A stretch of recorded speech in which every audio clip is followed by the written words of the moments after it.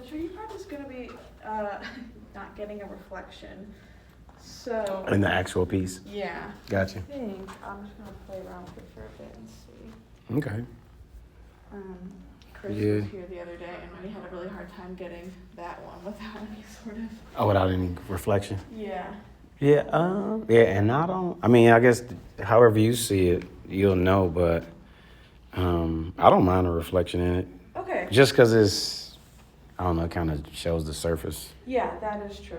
Okay, then I guess we don't have to worry too much about that. I just want to see maybe if yeah, actually, if I stand At an angle? around here, it's not. Yeah, as long as I'm not. I don't want myself or the camera to be in it. Okay, gotcha. And so I think that if I just stand a little off to the side, you can really tell. So, yeah, I can edit anything, so don't worry about if you like don't like something, just let me know. Okay. And we can start over, or I can cut and crop things. And then yeah, just sort of, we have a lot of people ask how you get them on the board, so if you want to cover that. Okay. In front of any of them, whichever you think if that wants to be something you talk about first, just the epoxy process or whatever. I think that would be interesting to know. Yeah, everybody wants to know that. Yeah. I don't really like talking specifically. I like talking about the work more than I do. Okay, that's fine if you don't want to. The details of the process. Sure. It's felt like a way for people to kind of not talk about the content of the work from what I've been experiencing. Okay, that's fine if you don't want. So we can talk about it, but I won't talk the details. Yeah, absolutely. I mean, I kind of give how I got to the epoxy and that sort of thing, but. Sure. Yeah, I mean, I think that the content is more important, obviously. So, okay, Good. Great. So I will start with this one and then move along. There's obviously a few downstairs that we can do next. So. Okay. Great. Okay. So do you feel like you can just kind of talk? I know. Yeah, I can just talk. Okay. I mean, ultimately, I guess all of the pictures that I picked for the show are pictures of children, young people around me. I started doing this series kind of subconsciously when people were hiring me to photograph portraits of their children. And I was always trying to figure out a way to get images for my portfolio when I had access to some of the children. Is how all of this started, with the series of children that are family members and friends of family members. And this photograph here, Finally Free, is a very interesting photograph for me because around this time, probably about maybe 2006, 2007-ish or something like that, 2008, what happened was I was photographing a lot of portraiture and I was noticing the parallel bars reflected in a lot of things at that time. And I guess at 28, I'm seeing myself behind those bars to whatever extent, metaphorically, mentally, physically, whatever the case is. And when I photographed this image, I recognized that for the first time I was seeing the bars, the prison, the rail, the fence, and it was like it was open, which was interesting because it was me first moving back to Cleveland, telling myself I wanted to take all the pictures that I didn't take pictures of when I was a kid with the camera, which was people that were around me. Ultimately, my early introduction with the camera and photography, my primary use was at school. So I didn't really take the camera home and photograph my family and friends and people around me. So in 2008, me transitioning back from New York, I was wanting to do it consciously. This was very, very early on that journey. Yeah. Any thoughts or questions about I think that's really great. that piece specifically? So when I'm editing, do you want this to be the first piece that I put in there? It doesn't have to be. Okay. Yeah, no, it doesn't have to be. Okay. All right. So no, I think that is great. That's what I would say. Do you want to talk about this one next? Yeah, we can talk about this one. Right here? Yeah. Okay. If however you sequence them, whatever order is Great. completely fine for me.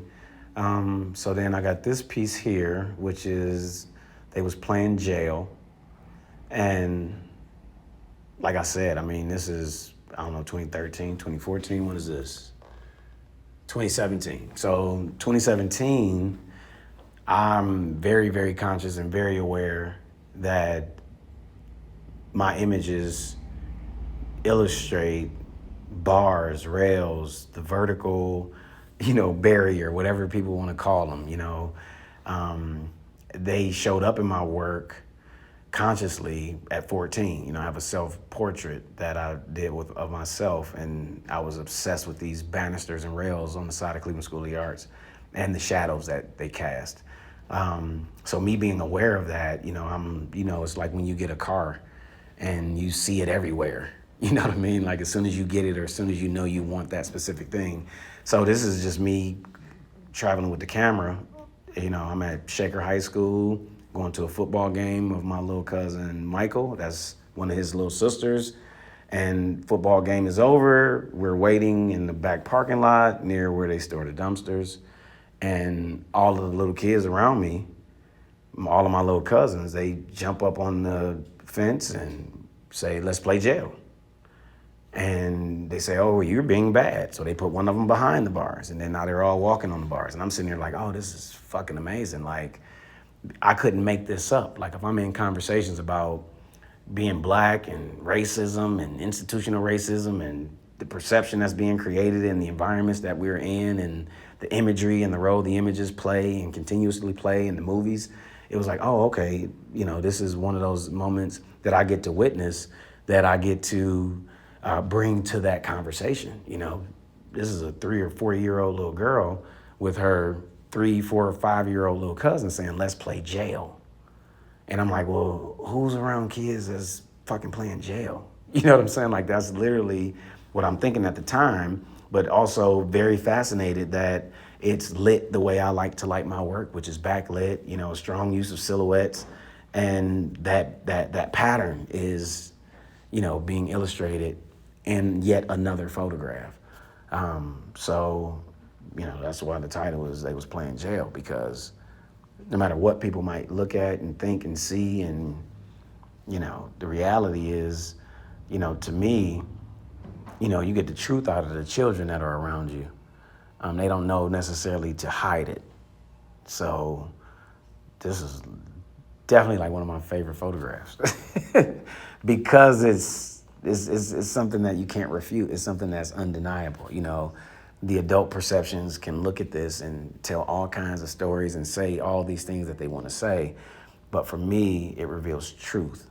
And that truth is when you're 3 and when you're black and when you're already bombarded with the experiences of the adults around you, and you are already taking in the imagery that's in the environment that reflect you, you're aware that jail is a place for bad people who look like you.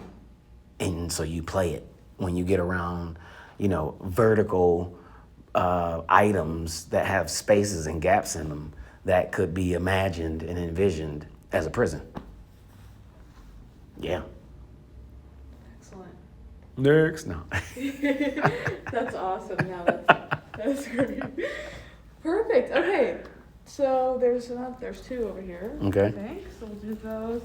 I do also want to film you talking about your first trip here when you were young. I think that we were all excited when you shared that story. I think it's really cool. So I don't know if we want to, there's a lot going on in the back, but we could maybe try to go back there and you could kind of say, this is where I remember. This is my memories were triggered when I walked in the door. Yeah.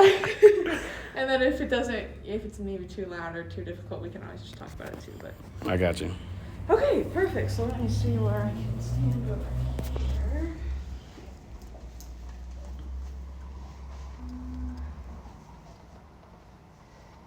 Just want to see if I go. No, I think this side was better. Sorry. Okay. Because the window probably All right. did a little this bit. Looks great. Okay. Okay, whenever you're ready. Okay, so this is Keeper of Light. So anybody who knows their photo history are aware of the Keepers of Light and the essay and the idea and concept behind that. And if you don't, I guess people should kind of Google it and do some homework. So this is a portrait of my little cousin, Michaela, who's also the young lady who's no longer 3 from the photograph They Was Playing Jail. So ultimately, her dad and I are really, really close cousins. And this was maybe a day or two after her uncle passed away, which is my cousin Quandale, who was like my first friend. Like, this is like a huge, huge loss in the family. And it was like 4th of July. We kind of went to hang out, took the kids downtown, and I'm just always carrying the camera. My thought is, like I said, in 2008, I decided that I wanted to carry my camera with me and take pictures of all this stuff that I had never been kind of like formally instructed to shoot. So, you know, the way I use the camera is very much a coping mechanism device. I mean, I use it in a lot of different forms, but I carry the camera around with me to replace me biting my nails, you know? So I would be biting my nails in all these situations that I didn't have a camera to actually take pictures. So that's what I do. I take pictures when I'm in these situations. It's kind of how I get through it, you know, and how I do something with the energies that's being kind of created. So they were playing with those little toys, you know, the little toys that light up and running around. And, you know, she was kind of down on the ground. I've been photographing the children around me since they probably were born, or even their mom might have been pregnant with them at the time. So their response to me in the camera is this, you know, I don't really have to do or say much. It's a very preparatory thing that's already taken place, is that, you know, Donald's gonna be taking pictures, and, you know, they want their picture taken if I'm not taking it. And when they see that I'm ready to shoot, they ready to shoot. So this is one of the pieces, keeper of light. I find myself, I kind of describe myself as this guy who's, you know, a light source or energy source in my network of people around me, probably since I was a child. And I recognize a similar energy with the children around me, you know, and my thought is, out of all the things that's happening around me and my family and our neighborhood and that sort of thing, you know, I'm really, really, really focused on the children and what's happening with them, because they, you know, they don't necessarily even really know or aware of what's actually happening and going on.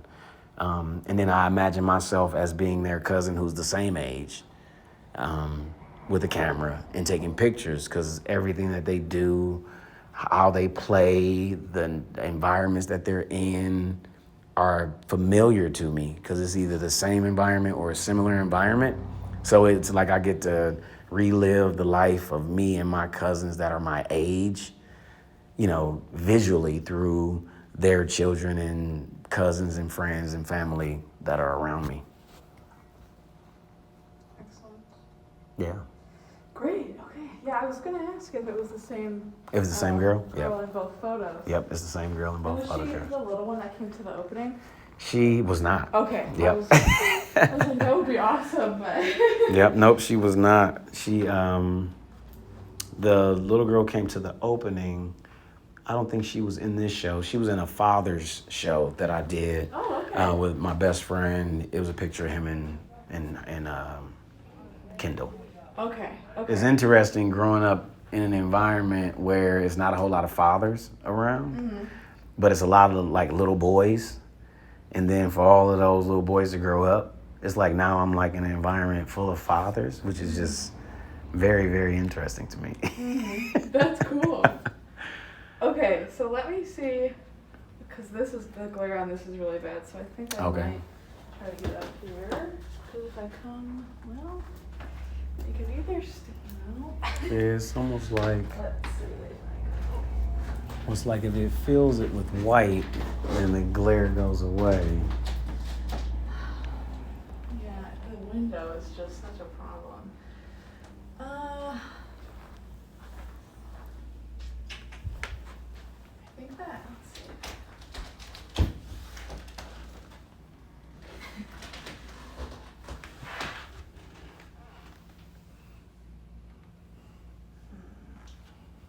Yeah, it's kind of like, when I'm looking at it, from here, but that's just because the white is what's filling the whole picture. Right. So I don't know, and I don't know if it should be like that angled in terms of, because then you don't get quite as much of a. You can actually. Yeah, because then you don't get to see the image as much. Yeah. Yeah, there's no reflection here. So let's just see what the worst, or the. I think if I'm over here, it's probably going to be the least amount. Because like when I'm over there, I get like the restaurant across the street and. Gotcha. So I will just try to go back up here and see. Go like from maybe a bit. Yeah, it's funny because the beauty of them is how reflective they are, but then to document them becomes a challenge. Yeah. And then to see them without the epoxy and presented like this is like, it's missing something. Yeah.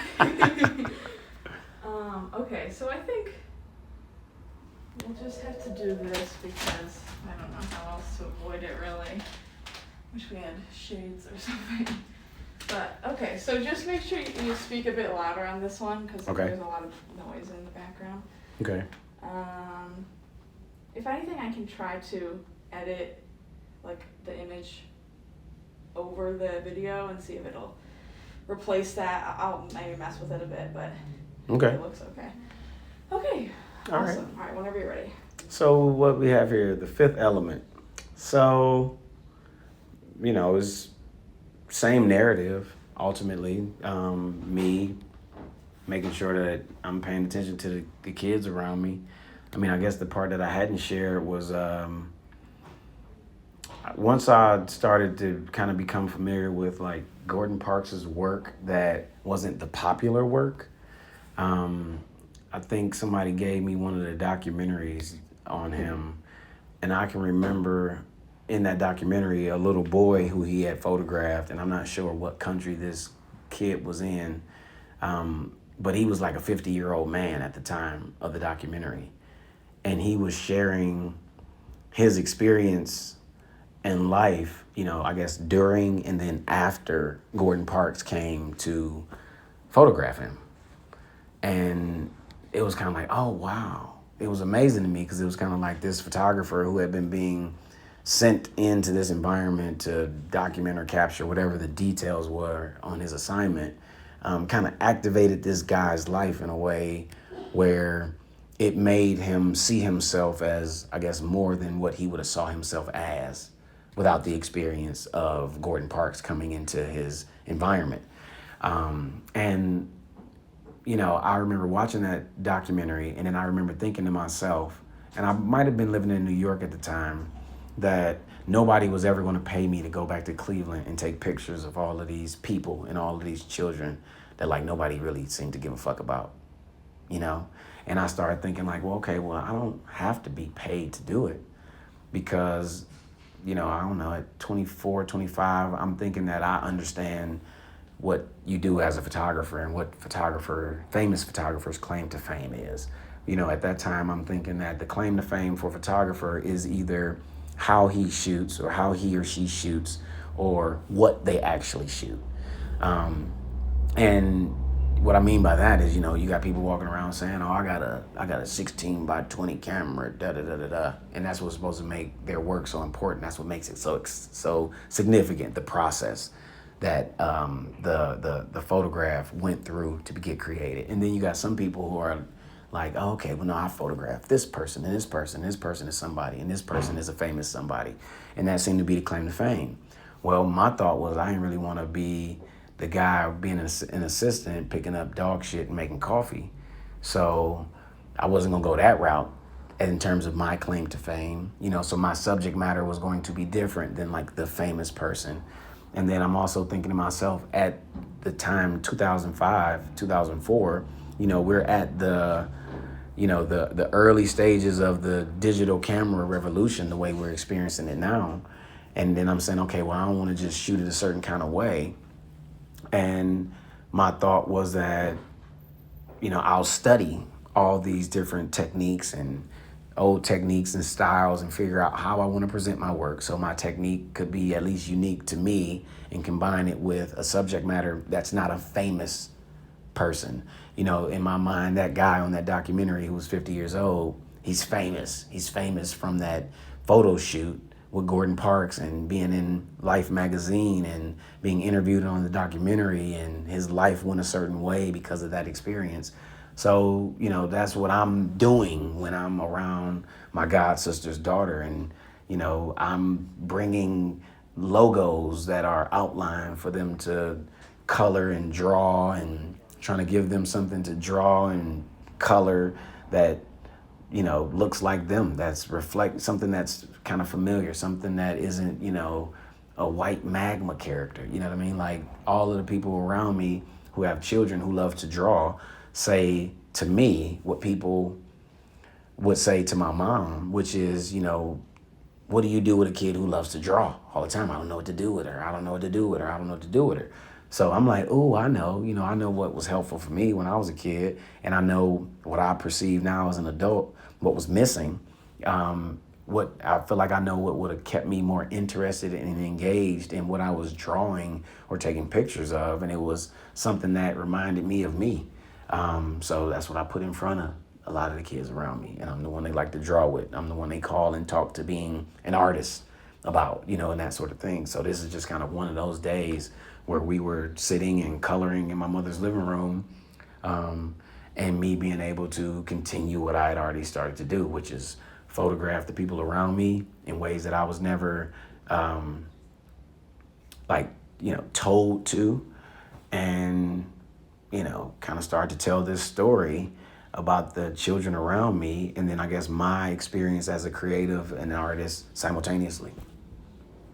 And it's a mural of this picture on Lee Road, so it's big. You know, I started feeling like I was taught that if you can't make it good, make it big. If you can't make it big, make it red. And what that did to my perception is it made me wonder and kind of question that when I was having the desire to make my work large, was I trying to make it large because it wasn't good? And, you know, in my transition from New York, which was 2008, to now 2021, I've been able to shake that level of doubt of, okay, am I doing this because it's whack and I really just want to make it big, so it's just smacking everybody in the face? You know, I don't feel like that now. Now I feel like it's supposed to be as big as I can make it. Awesome. Okay. Did you see this is a mural? Yes. Oh, okay, Yep. That's very cool. Yep, it's a mural on Lee Road in the Lee Harvard area. Oh, okay. All right. Okay, so that's everything up here. Mm-hmm. Okay, we'll head downstairs. Open it up.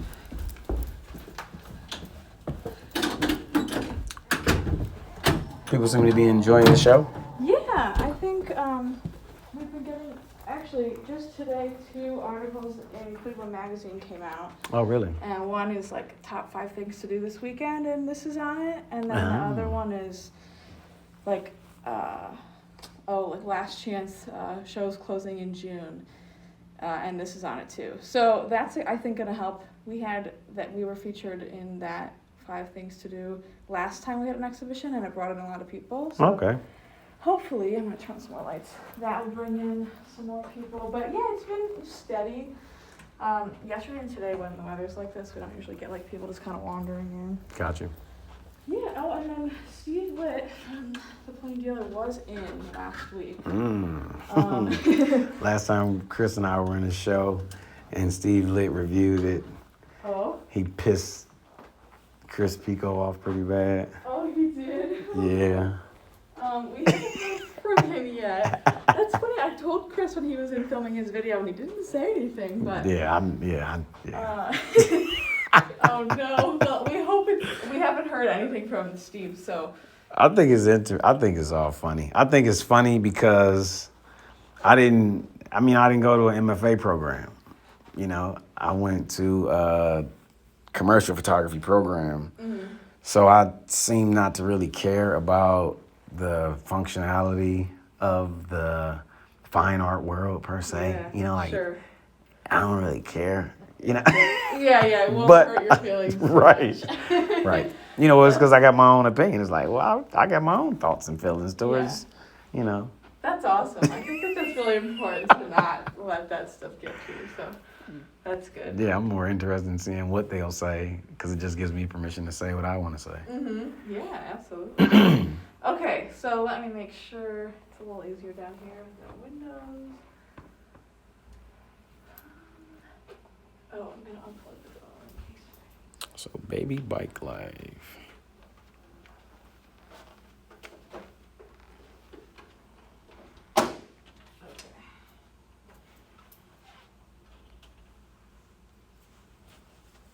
Okay, I think it's actually a little better if I stand on this side if you want to switch. Okay.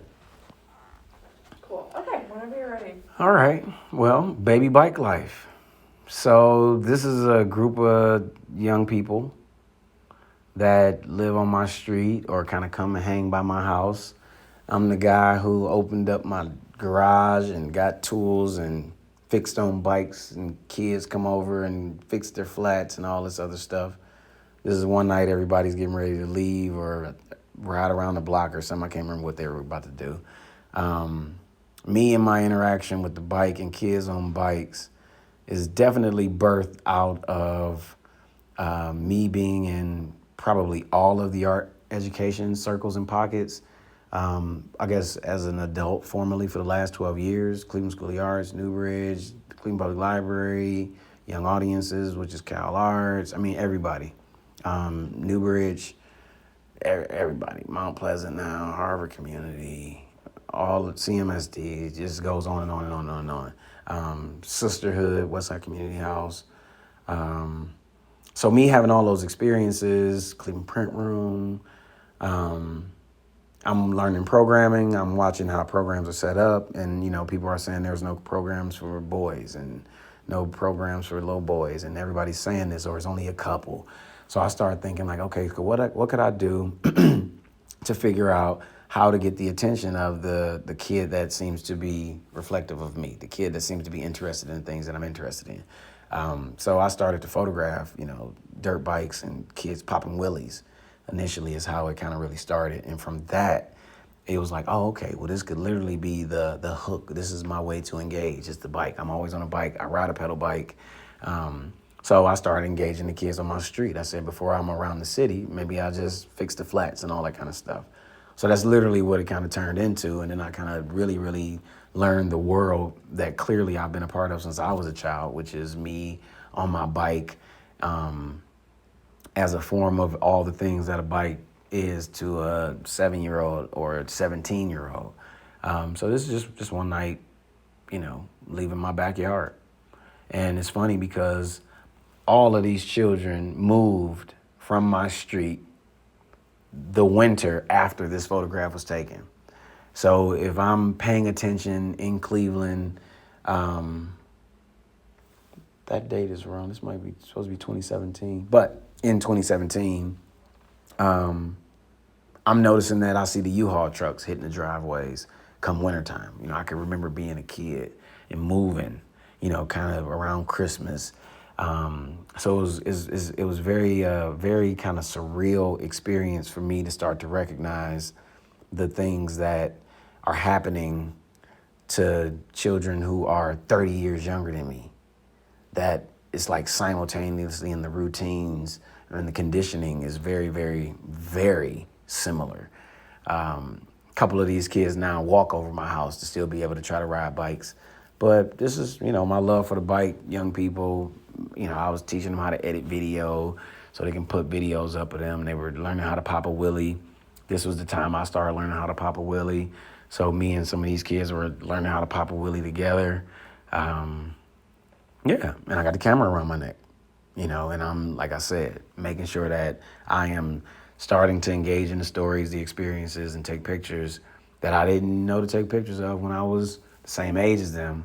Because when I was their age, I had a camera. You know, I was a photographer at their age.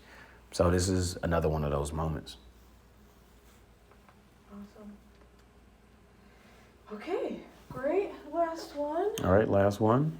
Let's see, where do I wanna... So where are we? Reflection of self. So, reflection of self. Let me just see, sorry, before you start. These lights.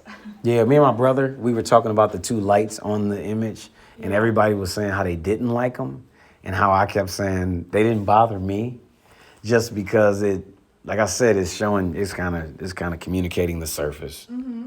Yeah. You know what I mean? That's true. Because, yeah, they're. It's like you're not seeing it as flat.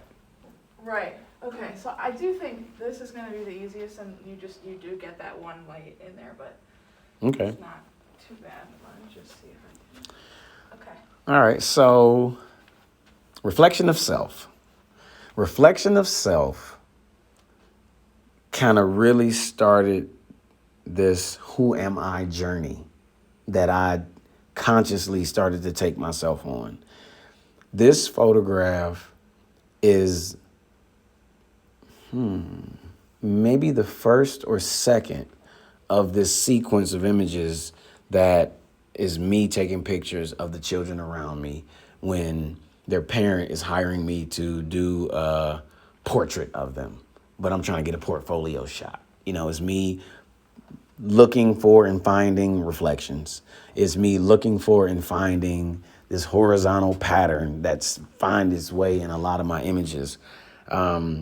So this kind of started that journey. I mean, even me looking at the title after I titled it Reflection of Self, and this idea of this kid that's looking in this book, and then in this book, what they're looking and finding is who they are. You know, I kind of really adopted that and took that on consciously, to be able to get to, you know, baby bike life. You know, at the moment where I'm photographing this picture and giving it this title, I'm at a point in my life where I'm not understanding who the hell I am, what I'm supposed to be doing with these things that I know how to do. And I was actually living in New York at the time when I photographed this image, literally. But I came home to do the photo shoot. And then this was around the time I'm noticing that the strongest images to me emotionally were these images that I had taken when I was in Cleveland. This is an image that probably played a role in my very early move back to Cleveland, when I was worried and nervous that people were going to think that Donald, who can make it out, failed and came back because he couldn't make it in New York was so hard. It was the opposite of that. I was feeling bad in New York at 23, 24, feeling like I'm like rich, getting paid $10.99 under the table, shooting all these headshots for people. I had more money than I ever had in my life. And I felt like, man, what about all these people that I know who getting shitty pictures taken of them, if any, in Cleveland? You know what I'm saying? Like, I literally am thinking, okay. I mean, this image played a role in the me transitioning back to Cleveland before I turned 80. You know, art books tell me to move to New York, move to LA. Once you turn 85, 95, then they'll give you a retrospective, put you in the museum a couple years before you die, something like that. So my thought was like, okay, well, nothing is more creative than moving back from New York at 28 years old. You know, that was kind of what my mind was telling me.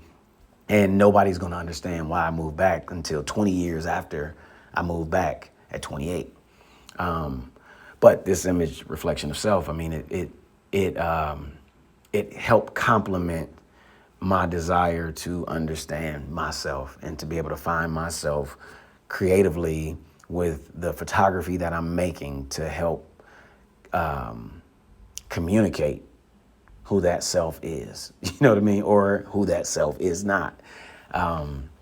So yeah, this is a very, very significant picture on my artist journey. It's a friend of mine.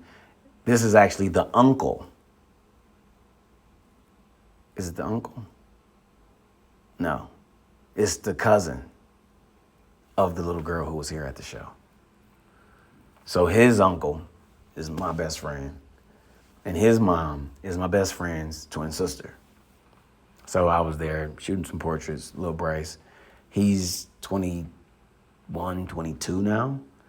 You know, so it's very interesting listen to and watch him engage in this, because this was a huge mural on the side of the Cleveland Public Library several years ago.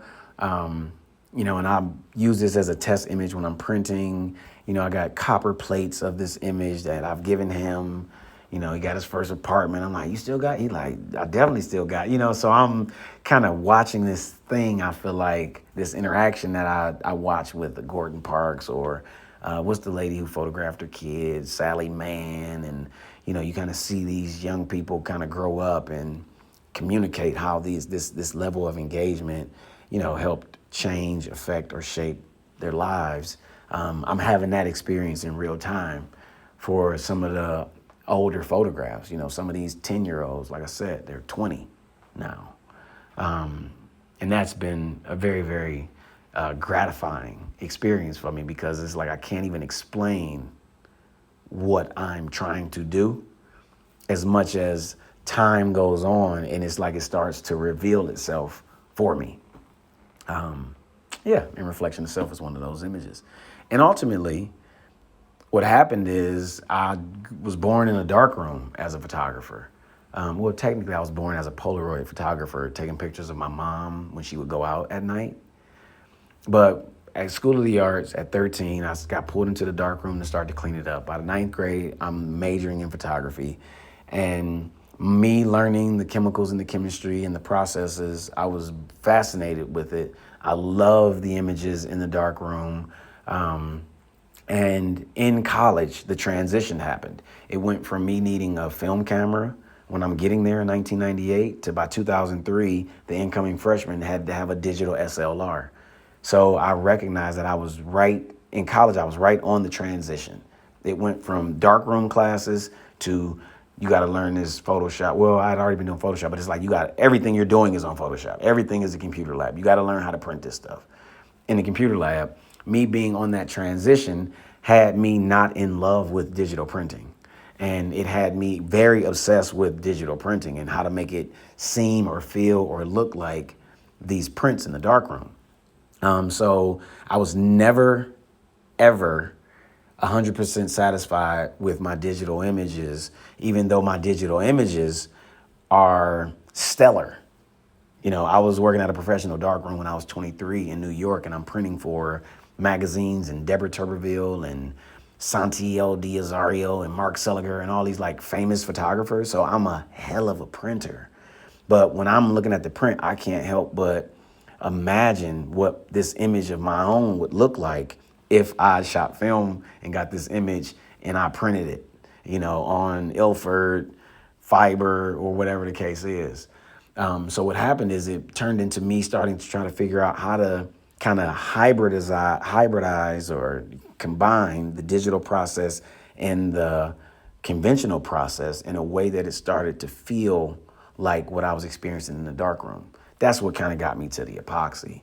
The epoxy for me allowed my blacks to stay rich in a similar way that if you're in a dark room and you're printing and your stuff is sitting in a fix or it's sitting in the water, those blacks, when they're submerged in the chemicals or the water, it's like it's a darker black. You know what I mean? It's like the wet black is darker than the dry black ultimately. So once I started playing around with the epoxy and putting it on the image and watching how it dried, I was loving that it looked like it was still wet because it reminded me of printing all these other photographers' work in a darkroom for the first couple years of me even living in New York. And ultimately I was tired of the matte and I was tired of the frame and it was all so bland and boring to me. I felt like I had been looking at all this stuff my whole life. So it was me saying, okay, how can I take these other worlds that I'm a part of? My mom owned a construction company, general contractor since I was 9. You know, my art store is Home Depot and Lowe's. So I started to think to myself, how could I make this stuff look more like a painting and change the presentation of it? And that's when I started to really present the stuff full bleed. I started making my own wood panels. I was tired of the image being so delicate and in a book and in a drawer and behind glass. I wanted it to be big and I wanted it to be heavy. I wanted it to be able to drop and not break. I wanted it to not be able to scratch. So it was all this stuff that I had learned, for my 27 years in photography that I had decided finally what I wanted, for myself and for my work. So that's kind of how I got to the wood constructed panel, that I hand make. You know, I could buy them, I could do all that, but I love working with my hands. I love working with the tools. I love touching the stuff. I love my fingerprints being on it. You know, I love the sawdust being a part of it. I love the dust that floats and falls into it.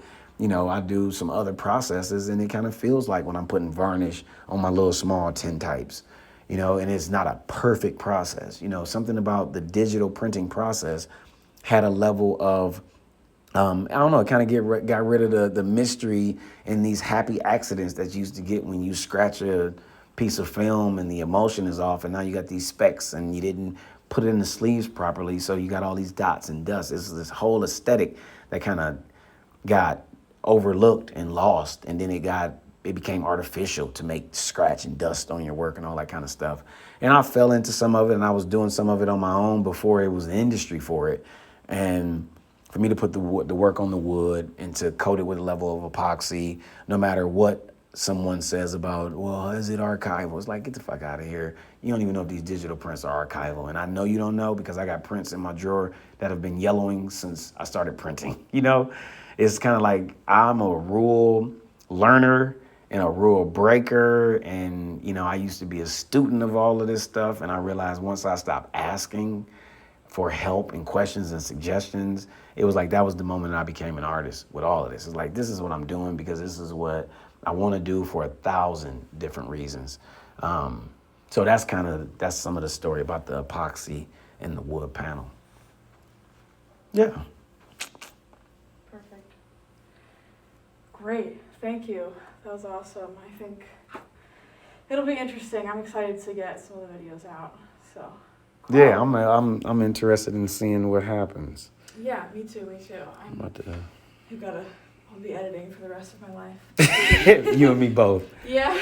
Can I ask, can you airdrop that to me? I won't do anything with it, but I usually like to pull audio and take notes. Oh, yeah, absolutely. Because, I mean, the ones I seen you on the iPhone, that's awesome. Oh, yeah. I started to bring like a camera, mm-hmm. And I'm like, no, Donald, just take the iPhone. Yeah, I just find that, honestly, it's just easier. It's already ready to go to all the next steps. Exactly.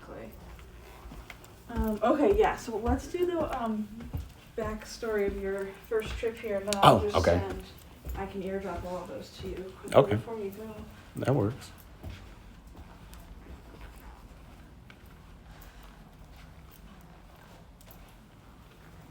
Okay, so let me see what's going on in the back. Okay. I think there's not a whole lot. Maybe we can, because I know you said you walked through back here, and was it a field trip that you were here on? Yep, we were here on a field trip. Okay. Yep. Hello. All right, let's see.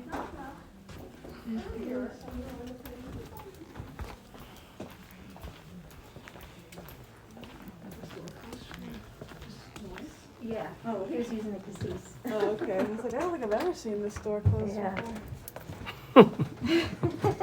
We're trying to be quiet. How do we usually keep it up? It looks like it's a latch under here. Oh, yeah, I'll watch it. So you gotta stick your hand back in there.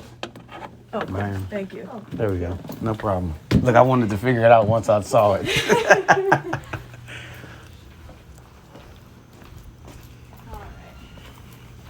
Matthew, we're gonna record a short video back here. Just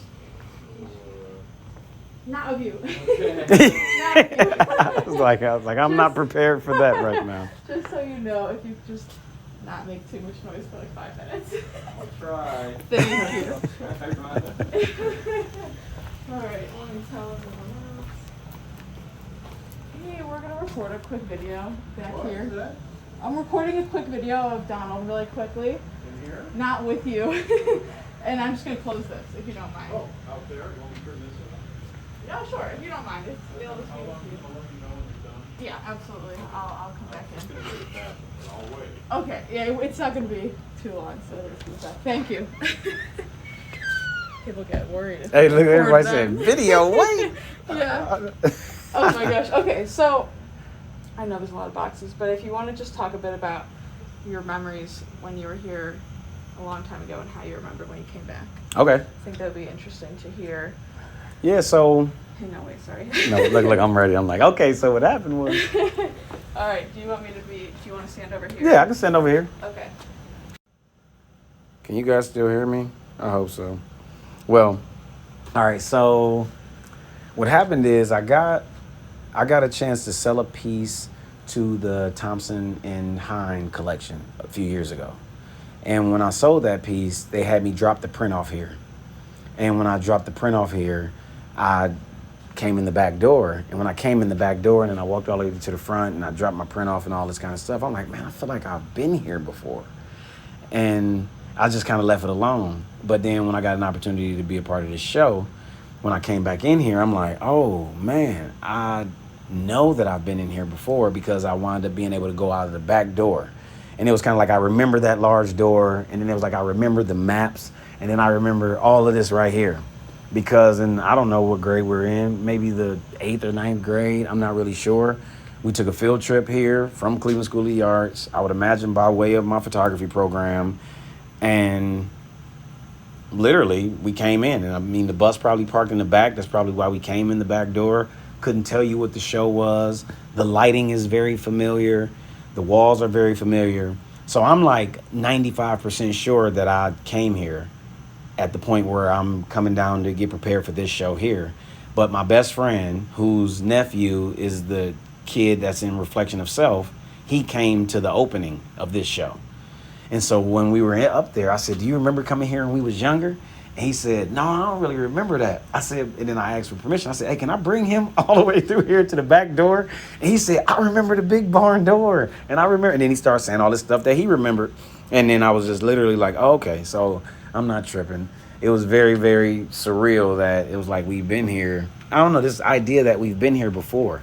You know, I'm in a lot of conversations, and I'm definitely like the antagonist of the people in the art world, and the role they play as like gatekeepers and controlling and all that kind of stuff. And I'm sitting there like, I am a product of this. I've been around these places specifically since I was a child.